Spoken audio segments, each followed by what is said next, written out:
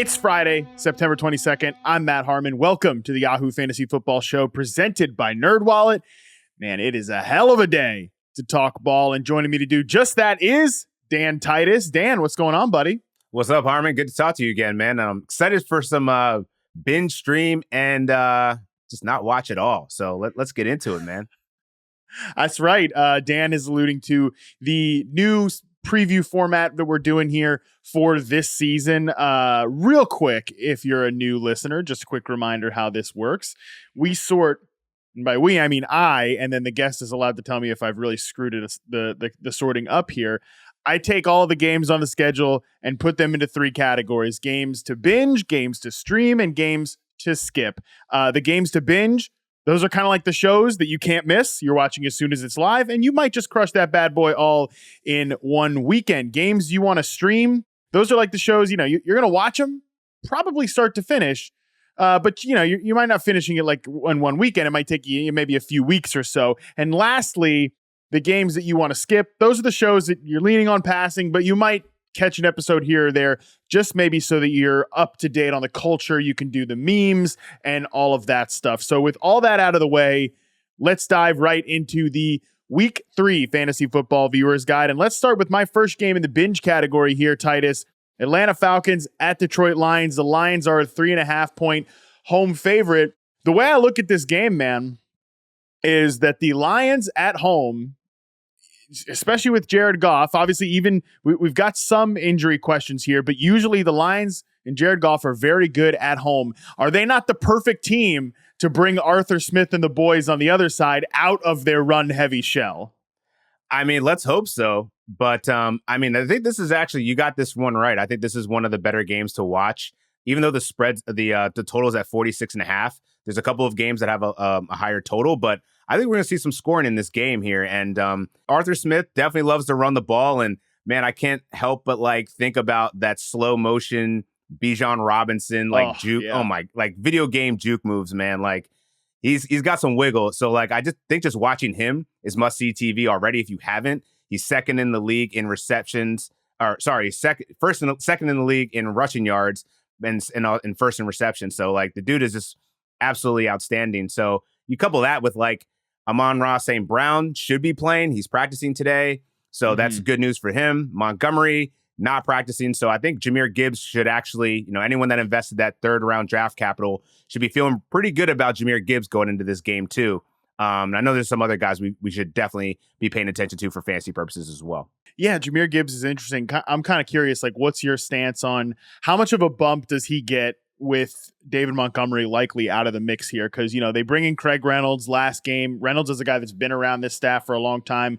I thought Austin Eckler made some great points on the show earlier this week where he might be that guy that the coaching staff just trusts, right? But that doesn't mean that Jahmyr Gibbs, especially if St. Brown is a little bit, if he's less than 100%, they might need him a lot in the receiving game. So I'm kind of curious, what's your stance on Jahmyr Gibbs and sort of his role in this one? Yeah, I think we'll see his role grow as the season progresses. I think trust is certainly an important factor. Craig Reynolds did get important snaps for this team last year when they dealt with injuries. So I think he's still going to play a factor in a role, but I think we're going to start to see that Gibbs role really start to emerge here. And, I'm confident in his routes run. It's starting to increase. We're going to see him really getting into that passing game work. It's really just, he hasn't really been used between the tackles that much, but from week 1, his break tackle rate was up there. So I feel like they could probably take the kids' gloves off now. I think it's time for it. That's why you invested and get multiple running backs, because injuries happen. But I think that this dynamic kid is certainly going to have an opportunity to show out. I think it could happen this week against the Falcons. I'm with you. And there are two ancillary players to highlight on the Lions side of this too. Sam Laporta, he's been getting great targets per route run usage. He's a guy that's caught 5 passes in each of his first 2 games. If you need just some help at tight end, I think he is, honestly, I'm as confident as him as I am in anybody right now, beyond the Travis Kelce, Mark Andrews, the obvious names, right? I think for me, I'm probably going to rank him as a back end tight end 1. Josh Reynolds continues to just, nobody wants to talk about it. Nobody wants to admit it, but he is out there and he's playing pretty well. He's a Jared Goff favorite. He's a coaching staff favorite. He's a front office favorite. There's the Rams holdover there as well. I like Reynolds, if you're in need of a flex, I think makes a ton of sense in this matchup too. So I haven't gotten around to picking up Reynolds anywhere. I feel like he's one of those like Marvin Jones, the way he always was, where he would give you nothing one week and then he'll catch 2 touchdowns. I kind of get similar vibes from Josh Reynolds on that side, but I think you're spot on with Sam Laporta. He lined up as a wide receiver 20% more in week 2 than he did in week 1. So I feel like, and there's I think there was quite a few plays in week 2 where Jared Goff found him on 3rd down, which is one of the reasons why he was so highly touted coming from college, is that he moves the chains.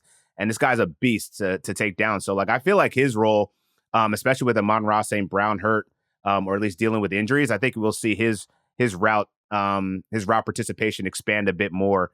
I'd be more confident starting Laporta than I would Reynolds. If you have a flex spot or you want to run 2 tight ends, or even if you're debating having a fringe tight end in there, I think he probably has the more upside at any tight end this week. I have another guy that I'm going to talk about. Actually, I might as well talk about now, Kyle Pitts. I think he could actually have a game. And I know that everyone's been down on Kyle Pitts. This could be the time, man. This is the time. If it goes wrong here, you have my permission. Go find anyone else on waivers. But I think this is going to be the Kyle Pitts game. I will say, to kind of bolster your point here, CJ Gardner-Johnson, he's not in the mix anymore. He's banged up. Emmanuel Mosley, they brought him in. He's been banged up. They have injuries in this secondary. This is a problem area that they tried to go out and add players to fix in Detroit, and they've had these injury problems. So I think, if anything, maybe that really bolsters the Kyle Pitts case here as much as you can bolster the Kyle Pitts case.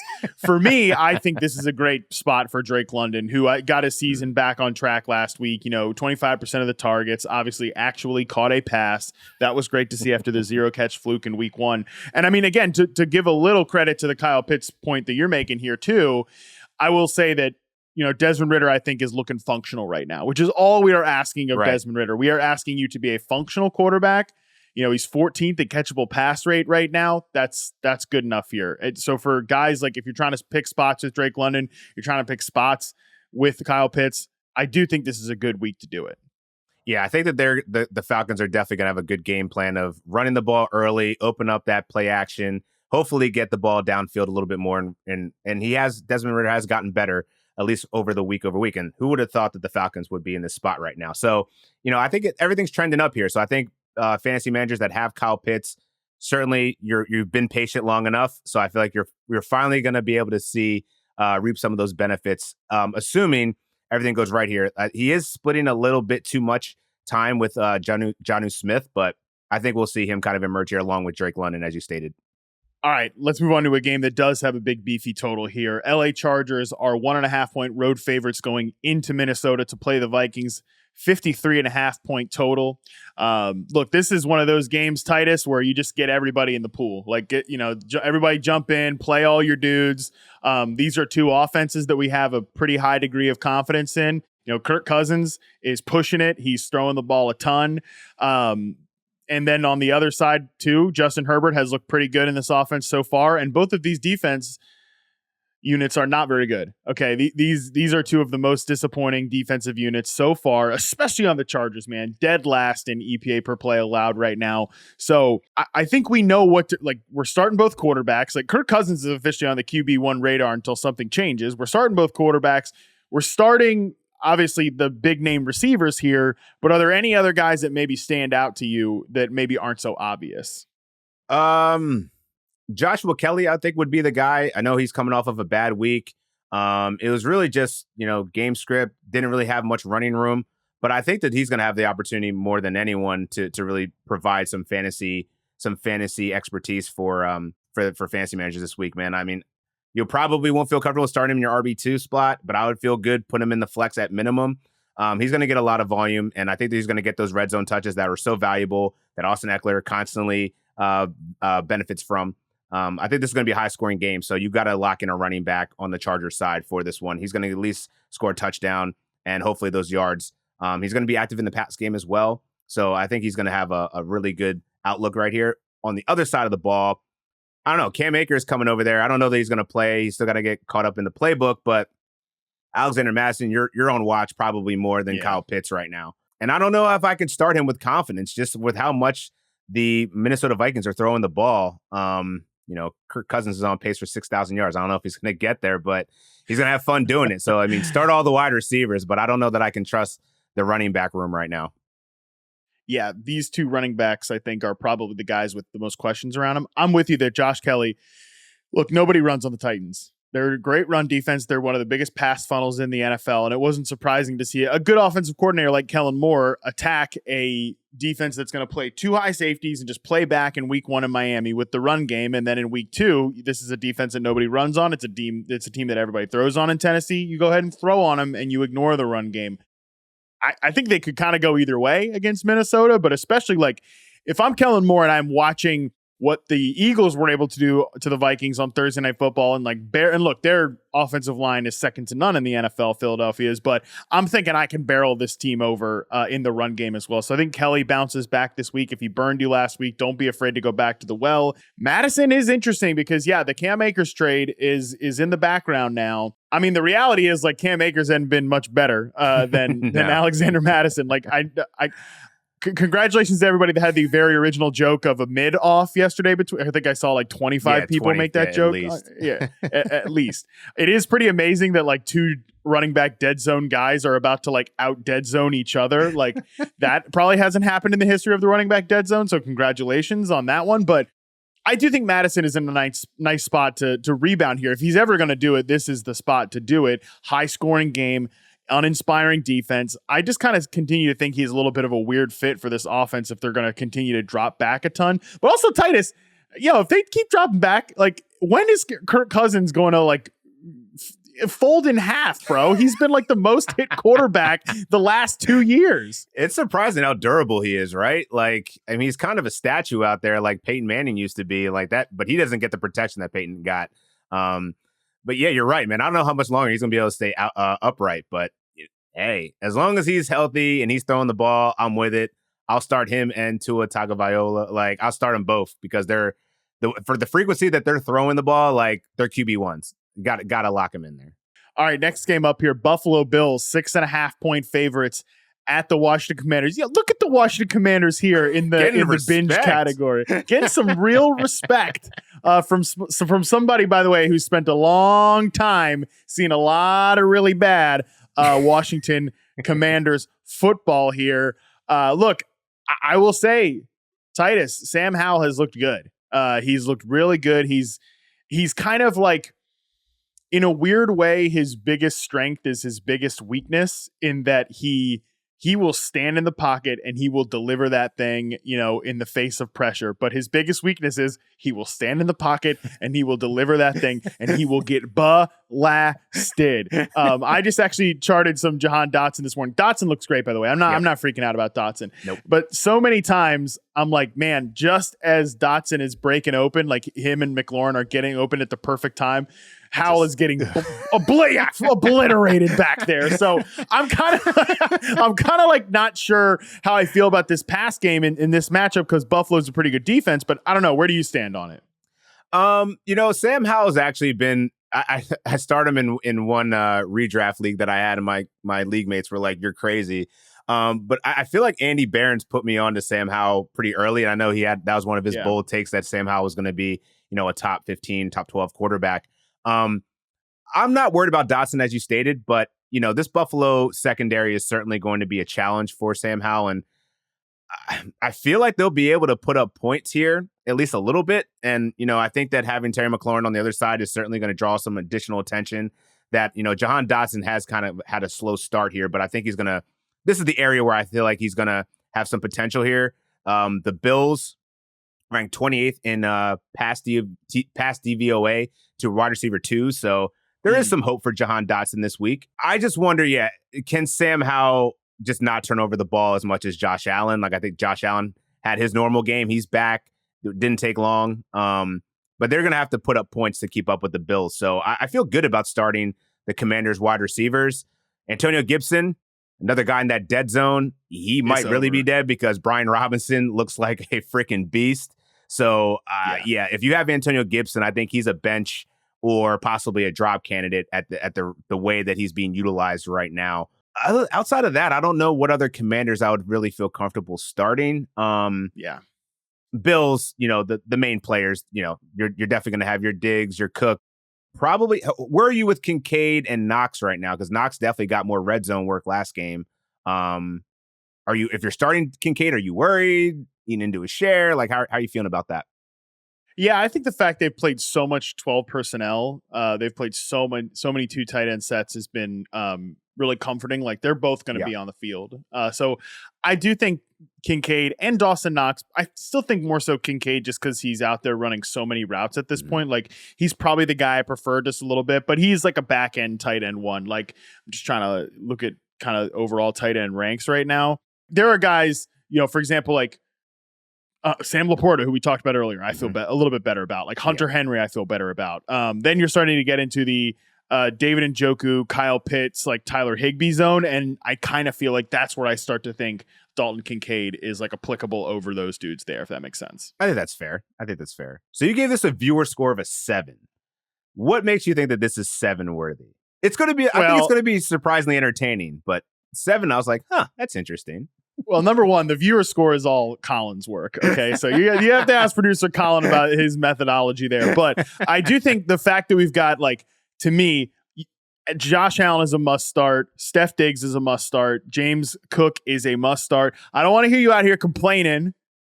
I don't want to hear you complaining about James Cook's lack of red zone work. You get 150 yards total. You're not allowed to complain, okay? McLaurin, I do think still is a must-start player. He's only going to get better the further he gets away from that toe injury. And Brian Robinson, like you mentioned it, there are not very many running backs I want over Brian Robinson at this point. Like, I think he's a clear-cut top 15 guy. And then there's a lot of dudes on the fringes. Jahan Dotson is a candidate to start. Dalton Kincaid, Sam Howell in a super flex, I think, is definitely a starter.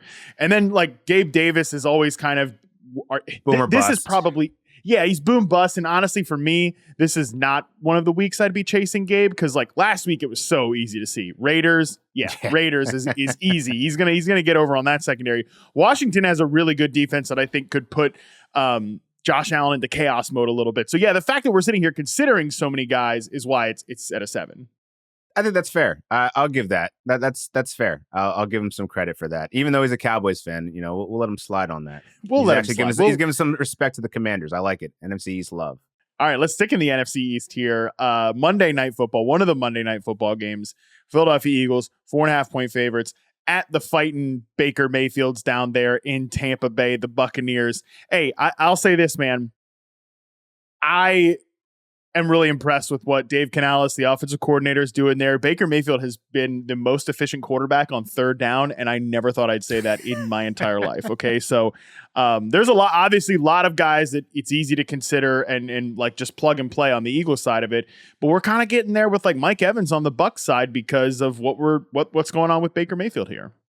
I mean, Mike Evans is looking like the steal of fantasy football drafts right now, man. This man is turning back the clock. I mean, he just obviously has a rapport with Baker Mayfield. He's finding him. Chris Godwin, I think, is a confident start, too. Like, I think the way that the Eagles secondary has gone through some injuries now, Avonte Maddox is going to miss some time. James Bradbury's been in and out of the lineup. There's weaknesses. There's holes that Baker can exploit. The one thing that Baker, as I guess is going good for him right now, is that, the Eagles pass rush will certainly get to him, but he's always been pretty good getting out of the pocket. It's just the decision making when he gets out of the pocket is really been where he's gotten himself in trouble. So we'll see what happens with that. But, I feel pretty good about, Rachaad White, I think is one of those dead zone guys that wind up working out really well. I think he was devalued in drafts because Baker was his quarterback, much like everybody else that was in the skill position for the Buccaneers. So if you lucked out and got some of these guys, man, the Eagles are going to put points on the board, even though they've been struggling a little bit. But I think Jalen Hurts will have some more confidence going into week 3. Definitely starting to push the ball down the field a little bit more. I think whatever that spat was that the X or Twitter was worried about with AJ Brown, that's going to pass. I'm sure he'll be fine. Devontae Smith, arguably the wide receiver 1 in Philly. Like, I think it's 1A, 1B with him and AJ Brown. So the real question I have with the Eagles, though, is Dallas Goedert. He's just got to get either a touchdown or I don't know. He's got to get more involved in the offense. They haven't really been looking his way too much. DeAndre Swift, if Kenny Gainwell's back, like I think he cemented himself as the main starter, and he'll probably see some touches. But this is going to be, I would probably put this game over the Buffalo Bills and Washington Commanders. That's not me just being a homer. I'm a Philly guy, but I think this is going to be a more entertaining game. No, look, that's fair. You mentioned on the Eagles side of it, Carlton Davis banged up cornerback position there for the Tampa Bay Buccaneers. I think AJ Brown is going to go off. Like, bold prediction, I think he's the top scoring receiver on the week because he's been so good so far. I'm sure you are like me, an enlightened man, and not reading the gossip magazines about the sideline dispute. These guys are getting arguments on the sideline. AJ Brown's like, hey Jalen, let's put the knife in the heart of the Vikings with the fact that I'm ripping them on go routes over here, and then he scored as a touchdown, called back by penalty. Yep. Then the other one, he should have clearly been called pass interference down there. Give me a break. Like, yep. I think AJ can go off in this spot. Like, people that are upset about AJ Brown on their fantasy team, it's just because they're jealous that Devontae Smith's been getting all the love. But that's how it works when you get two great receivers here. Exactly, man. They can both coexist, and I think there's eventually they're both gonna go off. There's gonna be those games, but sometimes there's gonna be a trade off there too. So I feel really good about what I saw out of AJ Brown so far. So I have as much confidence as you. I don't know if I'd say number one this week, but I like the bold take, man. I like that energy. So that's why you got to call it a bold prediction. Again, the rules of bold predictions are: if I'm close, I get to take credit. If I whiff completely, doesn't matter. It was a bold prediction. Okay, yeah, doesn't matter. It's a bold prediction. That's okay. Just the running backs here, real quick. Yeah, you mentioned Rachaad White. I'm not as confident in you like that. Rachaad White holds this job all year long. Look, he had a great game last week, but it's Bears adjusted performance. Okay, we've got to make note of that. They're an unserious team, as Andy Behrens called them. They're a civic embarrassment right now, and that was before all the mess that happened yesterday. Yeah, what do you call them now? Jeez. I don't even know. We'll have to check with Andy on that one. So I'm not quite as confident with Rachaad White. I'm not saying he's like a must start in this spot, but I want to get your take on DeAndre Swift. Colin called them the Bravo Bears. That's well done. That's well done. The Bravo Bears. All right, DeAndre Swift, though, serious business. You're an Eagles homer here. So give me like your thoughts on if Gainwell plays, is Swift still a must start? Like, how do you think this backfield rotation is going to work going forward? I think that they know after trotting out Gainwell for 18 plus touches in week one, and he got his ribs banged up. He's obviously not a workhorse back. We know the history of DeAndre Swift. He's also not a workhorse back, but he got a workhorse workload in week two. I think there's a healthy balance that they can strike here, that they can have both of these guys, their best playmakers in the backfield. Rashad Penny still looks like he's a step slower, doesn't really have that burst. Yeah. He seems like he'd be more of a plotter late game if there's a blowout or something like that. So I think this is DeAndre Swift's backfield after what I saw in that week two performance. I mean, he was very distinct with his cuts. He was getting north and south. He was taking on contact. The one thing we haven't really seen about him that much was him in the pass game, but the Eagles don't really pass to their running backs too much. So if he's going to be a true running back, I love the opportunities that he's going to get in the red zone. I think Gainwell might still also play a role in that a little bit, but I think it's in both of their best interests to kind of have a running back by committee there. But I would still start Swift confidently as an RB2 flex this week. Probably not Gainwell, though. I would want to see probably a game back after getting that rib injury, how he's actually going to fit now that DeAndre Swift has pretty much taken a stronghold of this backfield. Yeah, I think I'm open to the idea that Swift just holds this job all year long, but I still kind of want to see it to believe it, just because I think this thing can rotate around a little bit. You know what's funny, Titus? Like, sometimes when I watch games with my wife, who has no idea, she likes to watch football, but she has no idea like who 90% of the players are, right? So she'll watch games with me. Like, she watched the Eagles on Thursday night last week. She's like, who's Zero? Like, is this guy like the best player in the league? I'm like, nah, actually he has like kind of a complicated history. And like, sometimes it helps me sort of like remove my biases about players, because like I know all the drama and stuff with DeAndre Swift overall. And I'm like, you know what? Actually, you're right. He's balling. And maybe just like Pacheco last year was a great example, where every time she'd watch Pacheco, she's like, is this guy like the best running back in the league? Like, nah, he's actually an undrafted guy. So again, like sometimes having a fresh set of eyes on like the games live as they're happening and just sort of removing bias. I don't know. I'm more open to the, not just because like my wife is some great running back scout or something like that. Just help me with the remove the bias a little bit with Swift, because I have been a little questionable on the whole thing. Yeah, and I think that's fair because of what we've seen in the past and just his lack of being in a full-time role every down back. But this offense is still kind of growing and learning here, right? They lost their offensive coordinator, lost their defensive coordinator. They have a tougher schedule this year, so I think this is the right time to have some growing pains with the offense and with the team in general. And I think that Swift is going to emerge here. Like they got him for a reason. And I think that he offers the most in terms of opportunity to get not only, short yardage gains, but also if they have to dump off, he has sure hands, but they also love Gainwell too. So I think a little mix of both is probably going to be best for the Eagles going forward. But I don't know. This is a fishy line here. 4.5 points. For how Tampa has been playing at 2-0, man. Yeah. It could be ugly. I might be going for the Bucks here on the spread. That's an interesting line. It definitely is. Maybe this whole Baker Mayfield thing crashes down at some point, but so far, Andy Barnes looks a lot.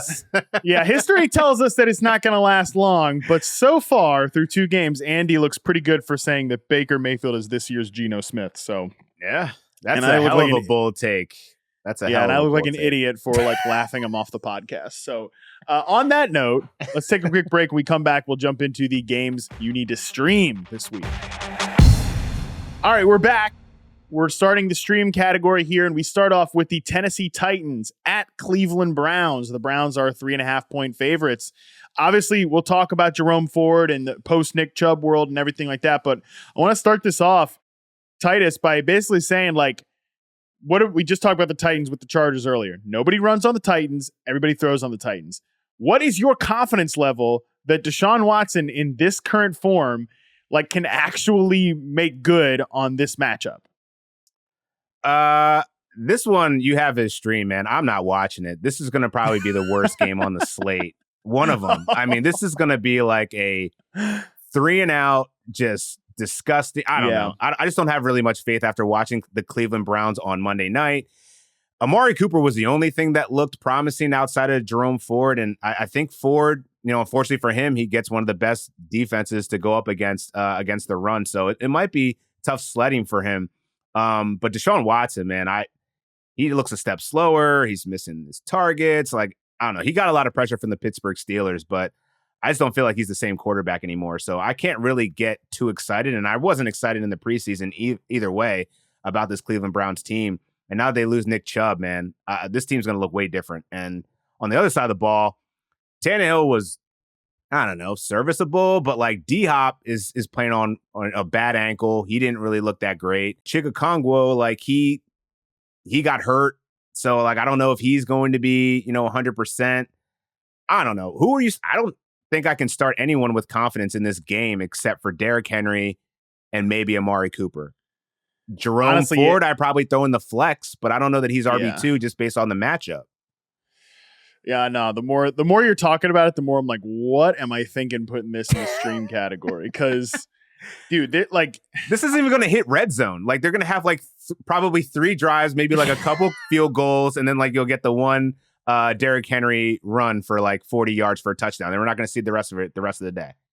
Nothing. Now, the Browns are coming out of this thing pretty banged up too from Monday night. Juan Thornhill's, he's on the injury report. He'll probably be fine. But Denzel Ward, he got a little banged up in that game. There's just a lot of questions coming out of this one. Greg Newsome, a lot of important defensive players, but still the Titans, I have no faith that Treylon Burks, who still looks like he's barely knows how to play real outside receiver. I have no faith that he can do. He had one big play last week because the corner's playing terrible technique and he can just blow by him. Okay. That's still basically all Treylon can do. Chig has not really gotten established. Hopkins is banged up. And part of me looks at the matchup for guys like Amari Cooper and Elijah Moore. These guys are getting open. Yeah.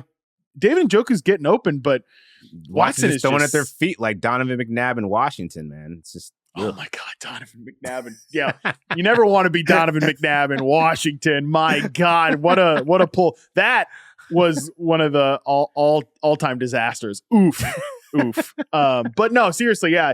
Watson it looks like he's just completely lost it. And I just don't think He's like put in this villain role now at this point, and like I don't think he can really handle. And it's his fault, all his own actions. But I don't think he can. I don't think he can handle being the villain and just all that. I think if he just has lost it mentally, I won't be surprised. And so yeah, part of me, look, you know what? I put this matchup in stream for the article version. It's going down to Skip. Okay, so that's why you're here. That's why you're here, Titus, to heat check me. Let's move on to a game I do think is really interesting here. New Orleans Saints at Green Bay Packers. Packers are 2-point home favorites. These are two offenses breaking in a new starting quarterback, Derek Carr on the Saints side, Jordan Love on the other side with the Packers. I think it's a really good matchup, and I want to start with this one. The Saints defense, I get that the Panthers offense is a joke, but they were like a hive mind on Monday night, and they've been great so far this year. I know the Titans are not the best offensive test either, so they've really put the clamp on two bad offenses to start this year, but Dennis Allen always has good defenses and good secondaries. On the flip side, I think Matt LaFleur has done great stuff with Jordan Love so far. So just overall, that matchup, like Packers offense, Saints defense, who do you think has the edge there? I actually dropped the Saints defense. They were one of my first defenses that I wanted to target. If you missed out on, all the higher level ones, I thought the New Orleans Saints were like a good sleeper team just based off the schedule. But I think this is the time where I think that they're not going to be as useful here. I think the Green Bay Packers, especially Matt LaFleur, he's just been a great schemer against opposing defenses. Of course, he's going to be getting Aaron Jones back potentially. He did return to practice today, so I think that's great news for him. Bad news for AJ Dillon, who definitely flopped last week. But I think this is going to be a great game. Like this would be the number one streamer for me because I think there's just so much fantasy potential here in Chris Olave. You mentioned Derek Carr. And man, it just seems like he's throwing the yards, but like I don't know, he's just not. When he gets to the red zone, he just fails, right? Like his confidence that's the Derek Carr experience. Yeah, it's just so frustrating. I also think they haven't had a good run game. Like Jamal Williams is a role player, and he's not really meant to like carry. Yeah, and he's hurt now, so that does make me really interested in Kendre Miller, the Saints rookie running back, who we've barely seen, but he was one of my favorite running back prospects coming into the draft, and then I thought landed in a really interesting spot here. Gets banged up, but he looked pretty good in the preseason. So I don't know that they're just going to turn around and hand like 15 plus touches to Kendre Miller, but they're kind of out of options at this point. It's either him or Tony Jones. And he got a touchdown. I mean, I've seen Tony Jones on waivers quite a bit. So like, are you as a fantasy manager, are you recommending people to pick up Miller over Jones just based off of drafting and, now he's healthy, he's getting the reps? Like, you feel comfortable if you were to choose a Saints RB, who would it be? It would probably be Miller. Full go at practice. I think he is scheduled to make his debut here. I think if you have to start either one of these guys, your team probably is pretty screwed. My big takeaway though is like if Miller doesn't crush it in this game, like Alvin Kamara, I think is set up to really go when he gets back. Yep. Like I was kind of skeptical on Kamara, but at this point, with Williams probably out of the mix for a couple weeks, and if Miller is still a raw rookie, like Kamara could come back and just get like 20 touches every single game. But I do think that's been part of the struggle with the red zone for the Saints so far. But Derek Carr has like kind of turned it on like late in games, like he started to push the ball and stuff like that. That's been big for Rashid Shaheed. Like, oh yeah, I think that Shaheed and Thomas are both pretty decent starts in this one, and obviously you play Chris Olave every single week. So this game is a little tough to read. Speaking of Reed, Jaden Reed, the Packers rookie receiver, I do think is in a nice is a guy that I'm hoping continues to get work. Christian Watson's still not in the mix, not seen practicing Thursday. So Reed, I think, is a viable flex option, but not like a must-start flex option. Would you put Reed in over Dobbs? Yes. Yeah. Okay. Yeah. I think he's a better player. Like that's kind of just the way I look at it. That's fair. Next game up. Oh, go ahead. Sorry. No, I was going to say Michael Thomas is a guy that I was not very high on coming into the season, but I think he's pretty much cemented himself as a solid flex for PPR leagues. Don't know if I do half point PPR, but like he's at least getting those underneath routes. I don't know. And he's healthy right now. So like I'd feel comfortable putting him in the flex. And if there's one thing Derek Carr loves to do, is he loves to throw the ball underneath when a guy is open. And like Michael Thomas is going to, even if he's not open, he's going to catch a ball in tight contested traffic at this point. Like he can still be that guy. All right, next game up here. Denver Broncos at Miami Dolphins. Dolphins are 6.5-point favorites. And this one, Titus, is definitely where one team is dragging the other into the stream category because the Dolphins are very easy to kind of deal with here, right? We play Tua, we play Tyreek Hill. Raheem Mostert is a must start at this point. Oh, yeah. Jalen Waddle, little questionable. He's got a concussion right now.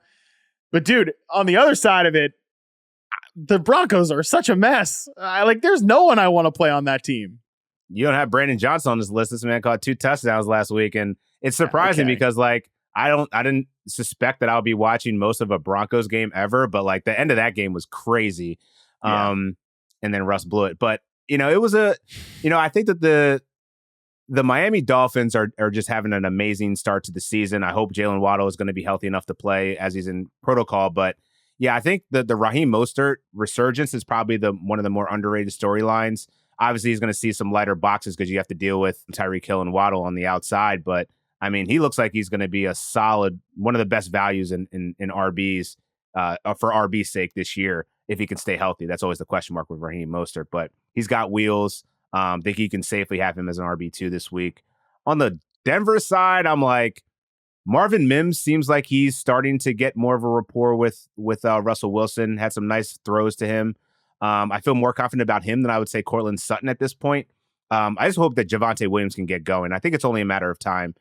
He's a person that I'm still trying out there. He's an RB2, but I would still put him in there confidently, even against the Miami Dolphins, who in this 3-4 have been much better than in years past. But I think that Javonte Williams will definitely have a game here. Yeah, I think he's on the low end 2 flex variety. They're splitting up the rotation in the backfield, right? Like Jaleel McLaughlin is even. He did get work. That touchdown. Yeah.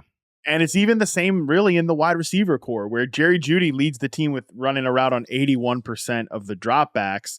Like we're talking about Marvin Mims, guy ran 6 routes. He's ran 6 routes and he had, but he did work in those routes. I feel you like got to think at some, yeah, you got to think at some point Sean Payton looks at that and is like, okay, Brandon Johnson, little Jordan Humphrey. Like I know these guys, but like, you traded up for Marvin Mims for a reason. You got to think eventually he gets more work there. Even if one of those the big play, one of the big plays was a kind of a busted coverage, but still he has that speed, and they need another dimension right now at this point. But that's the thing. They need another dimension for sure. Next game up here, Houston Texans at Jacksonville Jaguars. Jags are 8.5-point favorites. Titus apparently is going to tell me that this does not belong in the stream category. And straight up, I think you are wrong. I love the way this game sets up for fantasy, but you tell me why it doesn't belong here. I mean, as bad as the Texans have been, they just have the worst injury luck right now. Like their cluster injuries are just reeking through their whole squad here. Their offensive line is bad. Derek Stingley is going to be missing the game. I think, he's going to be missing multiple weeks. So they have nobody in the secondary to stop Calvin Ridley. I don't know. I think this is going to be over before, we even get to halftime. So like, I don't suspect that there's going to be much time spent on this game because I don't know what Houston's going to be able to do. Like Dameon Pierce has had no running lanes because he has no blockers. Nico Collins has been great. So maybe we'll see, Stroud hit Nico Collins for another good gain. I think Tank Dell has some sleeper potential, but I don't know that you'd be confident starting him in a 0.5-point PPR right now in the flex position. So really you're only starting Dameon Pierce because you have to, because, he's an RB2, but like Nico Collins is probably the only other one. So I'm like, where's the fantasy appeal outside of just, the normal must-haves for the Jaguars? Well, I think Trevor Lawrence this is a good spot for him to get going here. Calvin Ridley, obviously. Travis Etienne is probably, I still feel like he's getting too much disrespect. Like, I think he's a running back 1 still. I think Christian Kirk, like with Zay Jones being on the injury report, I think, and then all of the, as you mentioned, severe cluster injuries for the Texans in the secondary. Derek Stingley might go on IR. That's like the main one, but there's a ton of other injuries back there. Like I think Kirk can be played. Pierce, it's not great for Pierce, but he's still probably maybe on the flex borderline. And then, dude, hey, let's say it with our chest here about Nico Collins. Like I don't give a damn if it's garbage time. This guy's balling out right now. He is. He's like a wide receiver, high end 3, low end 2 for me at this point. Like you probably want to play this guy every single week. Evan Ingram, with the state of the tight end position, you're probably playing him.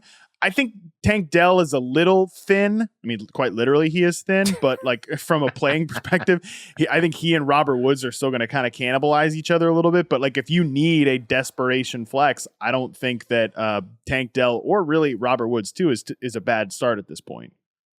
But what's the chances this is going to be a blowout? Oh, like, listen, this could be a Tank Bigsby game where they just run out the clock and ETN already got his 60 yards and a touchdown, and it's like, okay, let's just sit on the sidelines and chill, guys.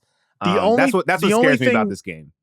Which is fair, but the only thing I think I would push back on there is, number one, I don't think the Texans, I don't think the Jaguars defense has been good enough to like really put the clamps so far on CJ. I know they held Kansas City to 17 points, sort of, kind of, but I mean, I think Kansas City's kind of holding itself to 17 points at this point. I don't know. I think that, and that there was obviously a lot of weather in that game with like the humidity. Dalton has dropped the like how many people went to the hospital stat about the humidity at Jacksonville, which again maybe could be the case again this week. I don't know. I think this game has a little more fantasy appeal than you, but I don't know that I see it as like a game you gotta watch. Yeah, Jaguars top 10 in overall defensive DVOA, so like they're not bums. Whereas the Houston Texans, I would say, are bums. So I don't know. We'll see. Maybe it's a bum fight. I don't know. We'll see. But I don't know. I feel like this one's not going to be as competitive. But the total is at 44.5, so they're expected to be better than at least the Broncos and or the Titans and the Cleveland Browns that we talked about earlier. Yeah, you got me. You convinced me on the Titans game. I'm still thinking this one's a pretty good game for fantasy. This next one, not sure how competitive this one's going to be. Indianapolis Colts at Baltimore Ravens, 8.5-point favorites at home are the Baltimore Ravens. It's the Colts steal away in the night revenge game for the Indianapolis Colts returning to Baltimore here. I think this one has a lot of guys I'm interested in playing, though. Lamar Jackson has been great so far, especially last week. He was awesome. Zay Flowers, I think, is like an every week start at this point. Michael Pittman, Zach Moss playing 98% of the team snaps. Mark Andrews. The real question is, do we get Anthony Richardson in this game or do we get Gardner Minshew? Exactly right. And I think that you were right to move this into like the middle stream. I would say that this is like a definitely a binge if Anthony Richardson had the full go right now. But right now he's just watching on the sidelines in practice. At least he's at practice, but he hasn't been cleared yet. So until he is, I think this is in the stream category. But this is going to have to be a bounce back. Like I feel like the wide receiver room for the Ravens, Mark Andrews has to get going a little bit. Zay Flowers has been great. Odell Beckham's hurt now. So what does that mean for Rashad Bateman? Does he actually start to have some fantasy viability now? On the Colts side, Zach Moss, I think, is set up for a pretty good game. And, until Jonathan Taylor comes back, like he's definitely in that RB2 flex conversation. And Michael Pittman, I think, has been underrated so far this season. So I think Gardner Minshew that's not that much of a downgrade for him. So I would start Michael Pittman as a wide receiver 2, wide receiver 3 with confidence in this one. Yeah, Ravens have some issues in the secondary as well. So I think Pittman is in a pretty good spot here. Let's move on to the next one here. And we got some news about this. Carolina Panthers at Seattle Seahawks. Seahawks are 6-point favorites. Bryce Young, not expected to play this Sunday. Adam Schefter broke that story while we were recording here. Does that even move the needle for you that Andy Dalton's going to be playing in this one as opposed to Bryce Young? Because I'm pretty tempted, honestly, Titus, to put this in the skip category simply because the Panthers are completely skip worthy at this point. Like their passing game doesn't even really exist. The Red Rocket's not must see TV. I don't know. I actually feel like from a fantasy perspective, it's probably better for the Panthers. I don't know. He's a veteran. Like I feel like he's going to be able to get, Adam Thielen going, who came off of, 55 yards and a touchdown last game. I don't know. I feel like there's 55 yards and he didn't score a touchdown, but I feel like there's still some room for opportunity here. Like I'm more concerned about Miles Sanders and his role and how Chuba Hubbard is seemingly like splitting the work with him. But I don't know. I don't think this is that bad. I feel like Andy Dalton there's worse quarterbacks in the NFL than Andy Dalton. So like I'm not totally put off by this game. I actually feel like the fantasy, this should be, at least he'll be able to compete enough that the Seahawks aren't going to blow out the Panthers. Yeah. I don't know, man. Is he that bad? Is he that bad? Honestly, this is the thing. I felt like they could get blown out with Bryce Young, and I'm not sure like how much of an upgrade Andy Dalton is on the situation, because the situation's so bad right now. Like none of these guys get open from like a pure rush. Their run game hasn't been good. It hasn't been efficient because nobody's scared of the pass game. Like nobody is scared of this passing game beating you over the top. Nobody's going to beat you over the top in this pass game. And then on the defensive side too, they've suffered key injuries. Shaq Thompson, J.C. Horn. I mean, they still have Brian Burns, but they're starting to get thin on the side of the ball where they were expecting to be strongest. I think Seattle could absolutely just boat race them. And that's really where I think that everybody here, like Geno's set up to succeed. Yeah. DK's set up to succeed. Lockett, Kenneth Walker, the damn Seahawks defense is set up to succeed. I think JSN, it's still a little too early for him. Guys averaging like 1.68 out right now, but the Seahawks, I just think are really primed to crush in this game. Yeah, I agree. I think that if Seattle defense is on waivers, pick them up because I think that they're an excellent stream right here, especially with Andy Dalton at quarterback. I agree with you there. So if anything, probably confidently starting all Seattle Seahawks and pretty much no Carolina Panthers. The fact that we're even saying like, is Andy Dalton maybe better for like the fact that we are even entertaining this discussion lets you know how bad it's been in Carolina so far. And I feel like it'll be good for Thielen. I don't know about everybody else. Maybe Hayden Hurst because the Seahawks have had some vulnerabilities there. So I'll call it the Hayden Hurst game. Hayden Hurst. If you need 6 catches for 51 yards as your ceiling, Hayden Hurst is your guy. All right, next game up here. The other Monday Night Football contest, LA Rams at Cincinnati Bengals.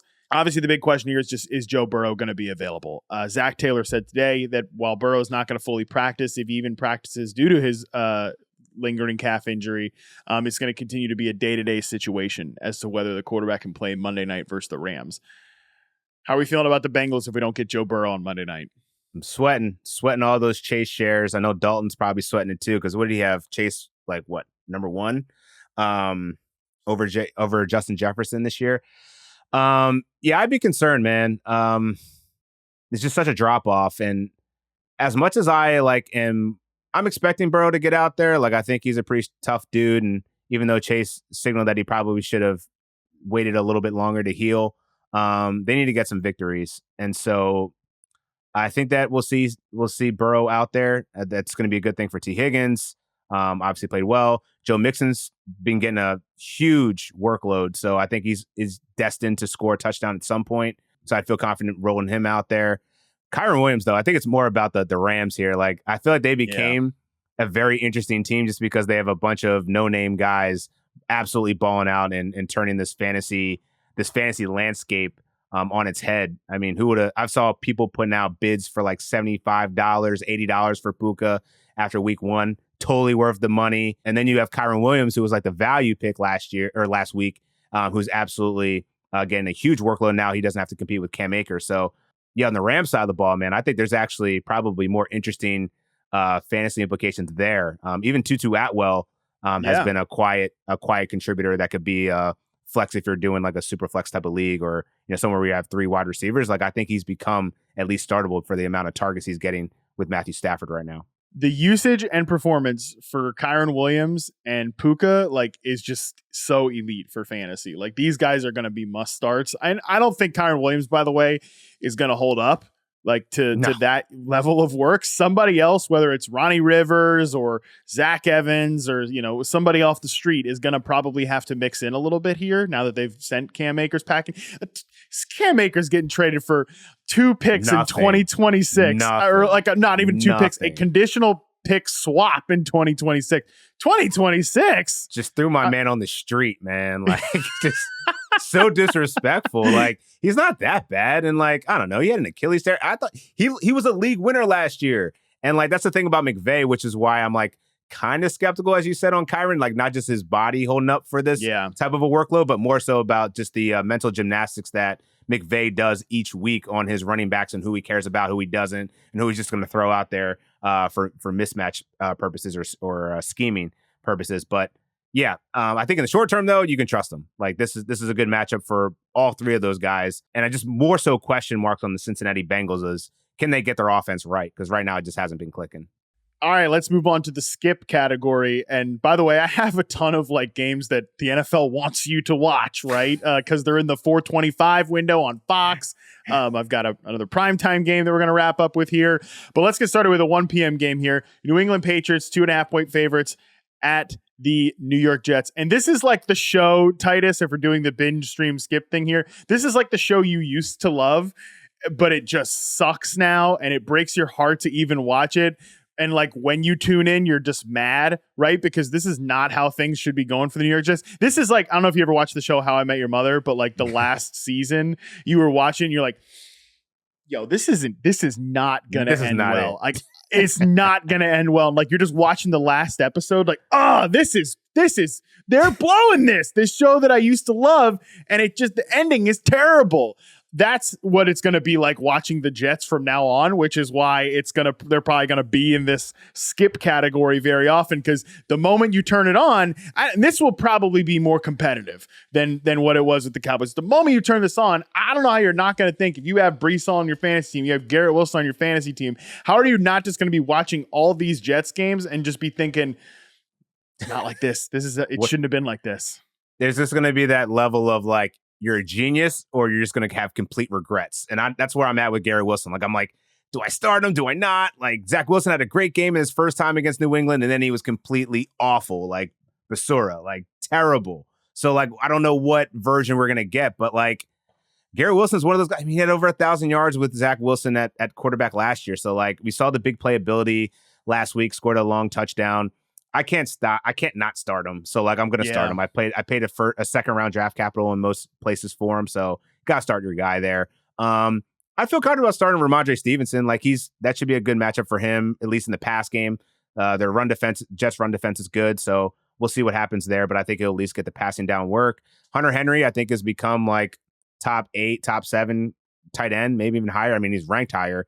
Whether that's sustainable or not, that's based on Mac Jones, and they don't really have many receivers besides Kendrick Bourne. So I think Hunter Henry actually is probably a guy that you can start confidently on a weekly basis right now. Question marks are Brees Hall, Dalvin Cook. I don't know that, Brees Hall needs to get the ball more, but I don't know how much Dalvin Cook's going to kind of affect that. So yeah, that's definitely the question marks for me on that game, but I would still start your main guys.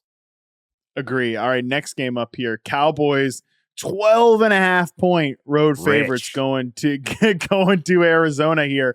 I made the case that like Josh Dobbs is playing a little bit better than people want to give him credit for. I think the Cardinals defense, the second half notwithstanding, is playing a little bit better than people want to give him credit for. But still, I mean, the Cowboys, how are they not just going to come in here and mow this team down? Yeah, I don't know, man. The Cardinals have been playing with house money as far as I'm concerned. Like they look way better than anyone anticipated, and good for you if you got James Conner. Zach Ertz is playing very well, but like, yeah, I don't know that I can confidently start anyone against this Dallas Cowboys defense. But I wonder if you even start Dak Prescott. Yeah, he kind of let the foot off the gas last game, and I got to wonder what that's going to be for his fantasy. If this is not a competitive game, are they going to run the ball with Tony Pollard more? I think Pollard's the one that's like rock solid in this game, and then followed by CeeDee Lamb, and then pretty much everybody else. But Cowboys defense probably, they're going to have a field day here between sacks, turnovers. It's going to be a good game. And, Jake Ferguson is a guy that I think is crept up into fantasy circles in terms of the tight end wasteland. I think you could start him and kind of hope for the best. Brandon Cooks, don't really have much faith in him coming off of his knee. It was a knee injury, I believe. So I don't really feel trust deploying him just yet. But if there's an injury into the wide receiver room, maybe that gives him another opportunity in the future weeks. But right now, I'm a pass. Worth noting for the Cowboys that Trayvon Diggs suffered a knee injury in a drill in practice, getting an MRI. He's on crutches after practice on Thursday. So that's obviously. Ooh. All right. Hollywood Brown comes to fantasy relevancy. All right. Yeah. I think Hollywood Brown's like back on the wide receiver 3 radar. So if you're looking for good news there, apparently Dax, like I said, prayers up for him. Not great for Trayvon Diggs. That's the type of thing that can kind of derail a defense here. All right, next game up. You're speaking of getting derailed. My God, the Chicago Bears' entire season has been derailed. Yo, you got your GM is out there before the week 3 game. If your GM is doing a press conference before the week 3 game, you're already in a bad spot, and he's got to say like, there's no panic in this building. I wouldn't say that makes me feel the most comfortable if I'm a Bears fan.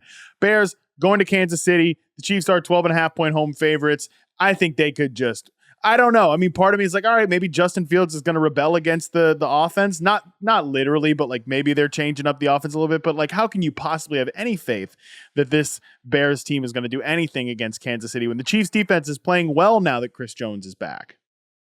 I don't know. I mean, yeah, the fact that Justin Fields had to apologize for his comments within like a 2-hour span, or it may have been even shorter than that. Like, and then on top of the defensive coordinator resigning and what's going on with that potentially, this is just a hot mess that I don't know that you can put any confidence in to start anyone on the Bears outside of maybe Justin Fields. And the only confidence I have in Fields is that he at least recognizes that he needs to play better and that he's been playing conservatively, probably because the coaching staff is trying to execute something specifically. And now that he's recognized, like, I just got to do my thing and play more free, I think it's going to be a good thing for fantasy managers. So as much as like, I want to say that like, oh, this situation's horrible. I actually feel like you might get the best game out of Justin Fields because of that. And also this is, I don't know, the script for this game, if the Chiefs are blowing them out, like that sounds like a good opportunity for Justin Fields to pick up a lot of garbage time stats. So, I actually feel okay about what Fields. It's just about, how competitive is this game going to be and how would that affect Mahomes, Kelsey, Pacheco's a little bit banged up. Sky Moore, now with Kadarius Toney out, does that give him some flex appeal when we know that, Mahomes is going to spread the ball around? So definitely some question marks here. DJ Moore, I'd feel confident starting him. Bears RBs, I don't know. Roshan Johnson is definitely eating into Khalil Herbert a little bit, but I feel like Khalil Herbert still has the edge here. If they commit to the run, definitely start him in your flex. But I don't know, with the way that this offense is running right now, it's hard to get any confidence outside of Justin Fields and DJ Moore. Yeah, even DJ Moore, I feel like, again, you've seen the floor and the ceiling so far. Yep. It's like 20 yards or 100 yards. And Yep. it's tough when I think this is a good defense. I'm with you on Sky Moore, I think, is on the flex radar if Kadarius Toney's not out there. I think he's on the flex radar even if Kadarius Toney is out there because Kadarius Toney's just like a gadget player only. And then Pacheco, if Pacheco's healthy, if he's playing in this game, like this is a great spot for Pacheco to have a big game here. And obviously, start the Chiefs defense with confidence here in this one. Yep. Last one to discuss, and again, this is a prime time game. The NFL wants you to watch this on NBC, but it's finishing our skip category here. The Pittsburgh Steelers at the Las Vegas Raiders. The Raiders are 2.5-point favorites. This one's got an over-under of 43.5. But Dan, doesn't this just smell like doesn't this just scream 20-17 at the absolute most? Can the Pittsburgh Steelers even score 20 points at this point? It sounds like 17-16 to me. Like, yeah, it's somewhere in that ballpark. After what I saw the Pittsburgh Steelers do, like their defense scored 14 points for them. So this is going to be an ugly game. I don't know who to start on the Pittsburgh Steelers side. Najee Harris doesn't look good. George Pickens is the only person I'd probably be like, I can get there. Like I feel like I think he's at least now with Deontay Johnson on IR, he's going to have an opportunity to showcase what he can do. Kenny Pickett and him definitely have some rapport coming from the preseason. You charted him a lot, and definitely saw some improvements in his route tree over the offseason, and he was saying all the right things to kind of improve as a receiver. So he's definitely crept up into that wide receiver 2 flex appeal for me. On the Raiders side of things, Jacoby Myers, he's still in concussion protocol, so we don't know if we're going to have him out there. So that's good news for Devontae Adams. Outside of that, it's Josh Jacobs or bust. So yeah, there's not really that much fancy appeal in this game. So rightfully so, this should be at the bottom of the barrel. Yeah, it's like I'm playing Pickens. I hope you don't have to play a Steelers running back. I hope you don't have to consider like Allen Robinson or Calvin Austin or anything that. Even though this is a good matchup for all these guys. Like if Kenny Pickett can't do it in this spot, like then we need to really have a conversation about the Steelers offense because it's not been good from a process standpoint, but results wise, like it's tough to get over on the 49ers. It's tough to get over on this version of the Browns. But yeah, it's a pretty simple one here. Like I think I'm playing George Pickens. I'm definitely playing Devontae Adams. I'm definitely playing Josh Jacobs. And I would love to chase Jacoby Myers' big week 1 role if he's out there, but that's kind of it. All right, before we go, we have one final piece of advice for your fantasy lineups. It's week 3. and we're going to help you make some smart decisions on who to start in your flex spot this weekend, courtesy of NerdWallet. NerdWallet helps people make smart choices every day with their side-by-side comparisons of top financial products. Titus, let's do a little side-by-side comparison of our own and chat about a few smart flex options that fantasy managers might be choosing between this Sunday. You give me your two, I'll finish it off with two, and we'll get out of here. All right, so I know that it was a rough week for Joshua Kelly in week 2, but this is the bounce back spot that you want to target him. Minnesota Vikings, run funnel. They're going to give this guy the ball, and I think he's going to have a great week, a huge week. That's going to be a very vulnerable Minnesota Vikings defense. Is going to have a lot of points scored, so you're going to want to make sure you have him rostered in your RB2 or even a flex spot. Second one I go with is going to sound gross, Kyle Pitts. I know everyone's fed up with Kyle Pitts. And I know that you've reached your wit's end, but I'm telling you, this is the week that you're going to start him. If he doesn't get it right here, you have my blessing. Go get rid of him. But this is going to be the Kyle Pitts show. The matchup that he has against the Detroit Lions couldn't be better. They've given up a lot of fantasy points to the tight end position. Seattle scored a touchdown. They gave up over 100 yards to the Seattle Seahawks last week. They had a touchdown scored on them in week 1 against the Chiefs. I think this is where he's either going to score or have a good yardage day. So make sure you get Kyle Pitts in your lineups. All right, I'll finish it with two receivers here. Christian Kirk, Jacksonville Jaguars. We talked about it earlier. Cluster injuries for the Texans, not only now on their offensive line, but also in their secondary. Jimmy Ward, banged up. Jalen Petrie, banged up. Derek Stingley might go on IR. With all those injuries on the back end, I think Jacksonville is in a great spot here to get their passing game going. We saw Christian Kirk get it going last week in Kansas City or against the Kansas City Chiefs. I think we panicked a little bit too much about his week 1 role. He's still a very important vertical slot receiver for this team. So he's on the flex wide receiver 3 radar. It also helps that Zay Jones is a little banged up as well. And look, I know week 1 hurt, but Sky Moore got 70 yards and a touchdown last week. This is the Chicago Bears we're talking about here, people. They can't do anything right. They are an unserious team. Andy Behrens has called them a civic embarrassment. And I think Sky Moore, the more he plays, like this is a guy who's barely gotten a lot of reps with the starting offense. The more he plays, the more timing will be a part of his game, the more rhythm he'll have with his routes and Patrick Mahomes. So I'm not giving up the ghost on Sky Moore just yet. And I actually think he makes a really nice flex play against the Chicago Bears this weekend. All right. Those are your smart flex decisions for week 3. And when you need to make a financial decision, make it a smart one with NerdWallet. All right, Titus, we did it, buddy. We now know all the games we need to binge, stream, and skip. And I will say, you did the best job of any co-host on this show so far of giving me pushback on like, yo, you got to get this game down a category here.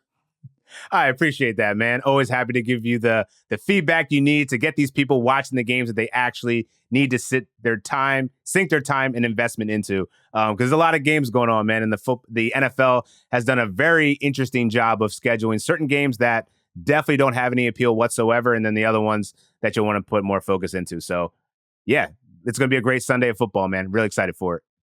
Yeah, maybe just schedule your nap time if you're a nap person on Sunday, like for the 4:25 window here on the East Coast. You should be able to get it done then. Perfect. All right, that is going to do it for us.